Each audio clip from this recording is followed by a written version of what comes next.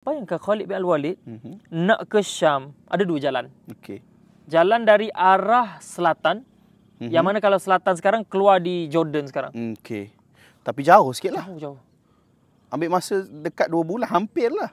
Dan jalan tu paling Selamat lah. selamat sebab apa? Banyak panggil lalu mata air banyak. Sebab pada pasir kita kena cari mata air untuk Iyalah nak minum apa semua untuk survive. kan.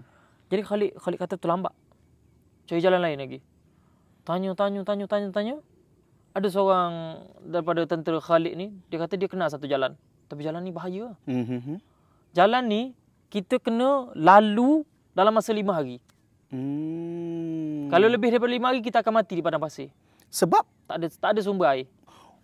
Padang pasir kosong, tak ada sumber air. Tak ada sumber air. Tapi dekat. Dekat. Tapi kena lalu dalam masa 5 hari.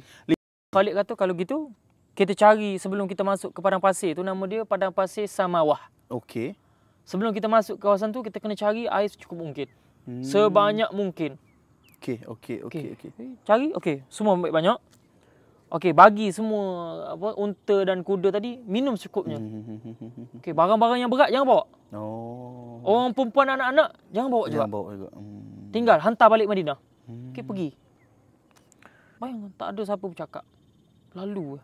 Jadi mereka awal-awalnya cakap dekat Khalid, wahai Khalid, cari nahas kita. Khalid kata, tak apa.